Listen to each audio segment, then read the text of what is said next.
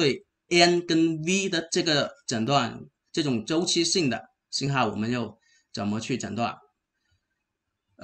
这边的话，为了方便讲解，我这边用了一个理论上非常完美的一个模型来举这个例子。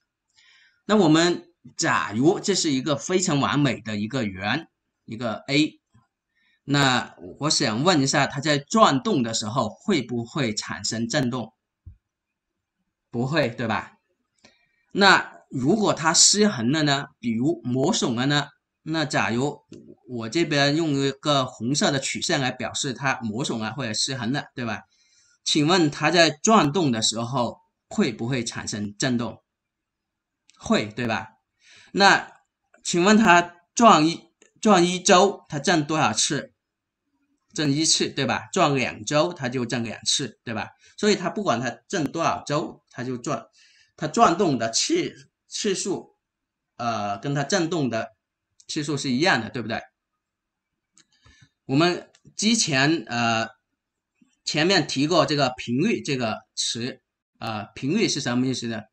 单位时间内完成周期性的变化的次数。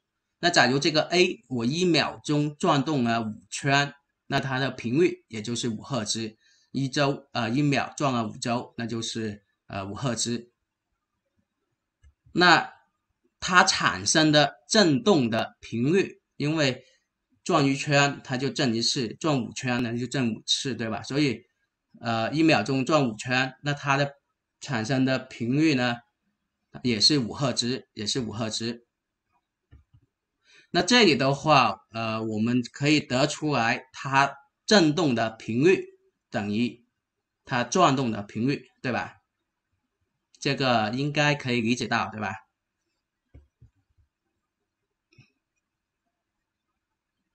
好，那我们接下来往下看，我们可能有些人对这个频率这个词比较陌生，那我们来换另外的一种表达。另外的一种表达还是这个 A。那假如我说 A 的转速是3000转，3000 RPM， 大家知道这个 RPM 是啥意思吧？3000 RPM 就是1分钟转了3000转，对吧？那我们的频率的那个概念呢，是1秒钟完成的周期性的次数，也就是说1秒钟你转了多少圈，对吧？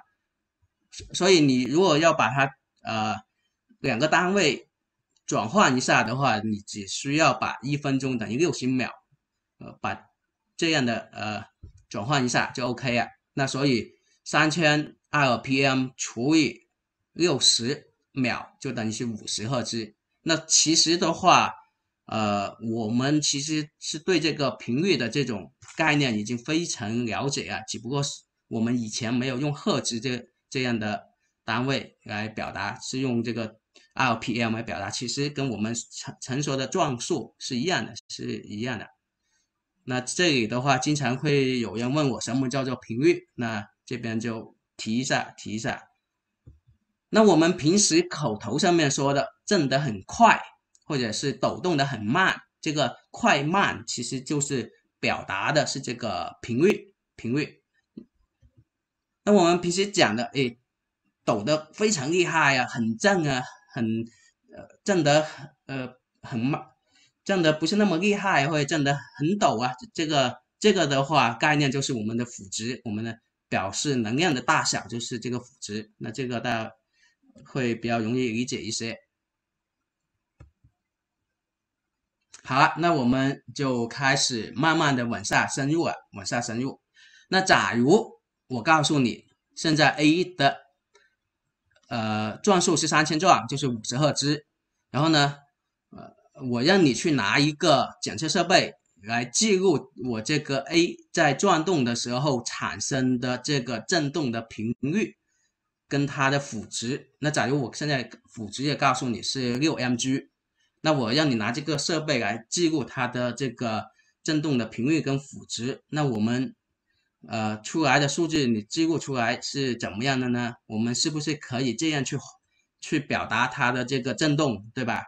我们可以在水平分线上面，我们用频率赫兹它的频率来表达，然后呢，纵轴的话，我们就用它的辅值来表达。然后像这个A， 假如它的转动的频率是50赫兹，那它现在产生的振动是不是50赫兹，对吧？在50赫兹这个位置，然后呢，它的辅值是6，那这边是6，那我们是不是可以这样画这样的曲线图来表示这个就是 A 所产生的振动，对吧？那这样的一个图呢，以水平分线以频率为单位的这样的一个图呢，我们就叫做频谱。这样就是频谱。我们经常说频谱，有些人会觉得频谱这个词什么意思？那这样的一种数据的表达方式就叫做频谱。水平分线是频率，纵轴是辅值，这个就是频谱。那好啊，那我们就再往下。接下来我们就看一个比较复杂点的模型，像这个 A， 我们通过皮带啊，或者通过各种各样的齿轮啊，我们可以带动这个 B、C、D 3个圆，对吧？而且我们也知道，它对应的这个传动比是多少 ？A 转动1周，B 转动2周，C 转动3周，对吧？我们知道它的传动比。那这个模型的话，是否就跟我们车比较相似，对吧？一个曲轴通过这各种各样的皮带啊、齿轮啊，带动我们的变速箱啊，带动我们的传动轴啊、差速器啊，然后再到轮胎这边，对吧？那这个就是相当于我们车的一个模型，那好啊，那如果这个模型呢也像我们的车一样，它有一个转速传感，我们给 A 装了一个转速传感器，就像我们曲轴传感器上面曲轴传感器，对吧？然后呢，这个信号可以传到我们的 OBD 这个口这里，那我们拿个解码器，在这里是否可以读出 A 的转速是多少，对吧？我们就可以读出 A 的转速是多少，我们可以计算它频率是多少，对吧？然后呢，我们知道啊，它的这样的传动比，我们是否可以就可以计算出 B、C、D 各自转动的频率，对吧？假如我 A 是以3000转在转的话，那这种状态我们 B、C、D 的频率是否可以计算出来，对吧？好了，那我计算出 B、C、D 的频率之后，那我如果让你去拿一个振动传感器去记录A、B、C、D 它的基座，假如我把这个振动传感器装在这个 A、B、C、D 这3个圆上面的底座、基座上面，那如果它们产生振动，那我的基座也会振动，对吧？那我的基座振动的频率跟辅值，我这个振动传感器就可以把它记录下来，那它记录下来的数据是怎么样的？就是这个图这样，水平方向是频率，然后这边是纵轴，我们可以记录到，你有多少振动，所有振动我都可以记录下来。然后呢，我们可以看一下这个图，我们记录下来这个数据有3个这样的一个尖峰，然后呢，它们所对应的这个频率是不一样的，一个是50，一个125，一个150，它们的频率是不一样的。好了，那如果是我这样的一个例子 ，A 是以3000转在转，然后呢，我记录到的振动是这样的，我现在问你50赫兹这个振动是谁产生的？你们可以告诉我吗？我们前面是说过，前面以单个圆的模型来讲的话，我们得出一个规律是什么？振动的频率等于它转动的频率，对吧？那这个的话，50赫兹我们可以看到谁是50赫兹在转？那这个50赫兹这个是 A 的，对吧？那125呢？这个是谁的？这个是 D 的，对吧？D 以125在转，然后呢，这个呢，这个150是谁的？这个是 C 的，是 C 的。那我们知道这个 B 的是100赫兹，100赫兹，然后呢，100赫兹这边是为0，所以我们通过这样的一个频谱图，我们可以看到 A、B、C、D 各自产生的频率的大小。C 是最大的，它负值还是最高 ，C 的振动的能量是最大的。然后呢 ，B 是没有产生振动的。而且我们注意一下，我们现在这个振动传感器，我们就装在你这个基座上面，然后我得出这样的数据的话 ，A、B、C、D 各自产生振动的频率是分开的。我不管你 A 是多大，假如你 A 也是跟 C 这么高吧，但是你是不会相互影响的，因为你们的频率不一样的，一个是50，一个是150，对吧？那这个就是我们今天要讲的这个重点了，对吧？重点，我们前面说啊，如果是你在一个部件一个位置有 n 个根性连接的部件的话，那你怎么去区分哪个振动，哪个部件产生振动，对吧？那这个的话就是现在我们通过这样的频谱数据来将它来区分，因为每一个部件在转，即使它们同时在振，同时在转动，它们的频率是不一样的。因为它转动的频率不一样，它们磨损啊，它们失衡啊，产生的振动的频率也是不一样的。所以在这样的图的话，我们可以将通过频率，我们将它每个振动区分出来、隔离出来，我们就可以很清楚的去识别到哪个振动、哪个数据、哪个振动是谁产生的。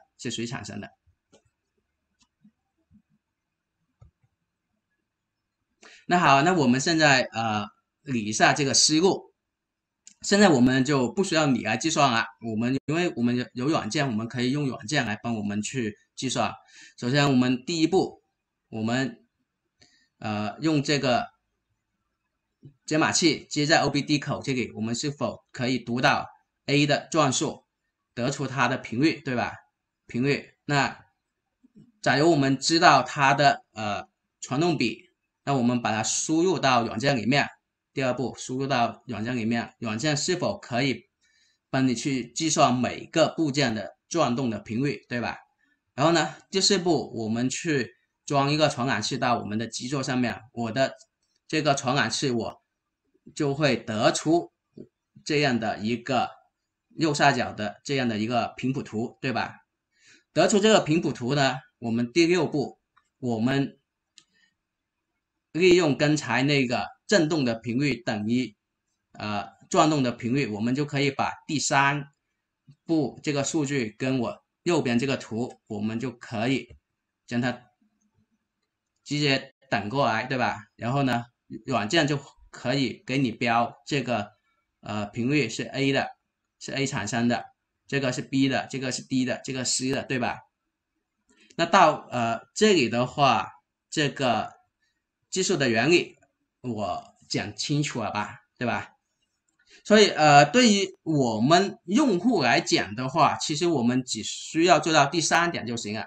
我们只需要拿个解码器接在这个 OBD 这边去获取这个A 这个车速这个转速，获取它的转速。然后呢，第二步我们输入这个传动比，然后第三我们就接入这个振动传感器安装好就可以了。后面这些呢，软件都自动帮你处理了。我这边虽然是分6步来讲，其实在软件上面是同时处理的哈，同时处理的。那如果我的车在外面跑的话，那我不管你的车速是多少，我这边都可以 ，A 这边都可以实时的去记录你的转速，对吧？我也可以实时的去给你显示这样数据。假如说我的车在静止一级加速到100公里，那我们可以一级的记录，因为我的软件可以记录，我可以一级帮你记录，边记录边计算边显示这样的数据给你，所以